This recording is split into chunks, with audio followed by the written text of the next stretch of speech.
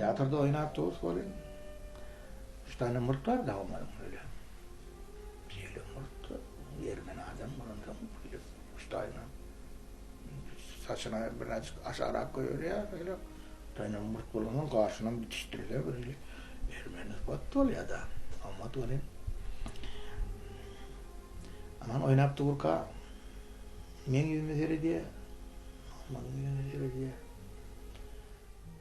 Dağla seyrediye. Gurumlar var deyip toğurka yöne seyrediye olin gözü. Amanın gözü de. Kakanın gözü de elle. Gözü şey diye, hommadın yüzüne seyrediye, mana seyrediye. Diymeli gurumlarından diye. Aydilen gurumlar tamaşaçılar yetip toğur olin. Emma göz başka da. Dem şimdi göz kayımı seyrediyenin yüzüne. Ama birden hommadın yüzüne seyrettim olin. Geple uğranına murtu var da sen yok da. Amanam seyrediye ben. Men yüzüme seyrediye gözüm lıgır lıgır ediye. Menem aydiyan bir. Men yüzüme seyrediye gördüm. Hommadın murtu yok da. Önkeyrekte gelinimde murtun bağırdı olin. Murtun yok deyip olin. Tamaşaçıların görüp atıyor. Sonra anmadı tamaşaçılar. Bilmedi sonra. Yani sözleriyle yüklüktü de gidiverdi aman var. Hommut alın işte ol dammadıl ol yüzünü cevap vermeli. Ay inni men inni durbilem abi.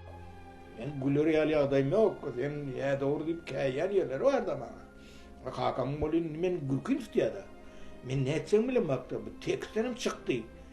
Amanım ol alarına der. Bilmedik sen bu devam edip oturuyor. Anadolu sen eğitmeli. Sen namet kayap la edip daha çıktı olin. Bir söz cevap vermen. Teksten yoksa kan kaka sen düzülürley.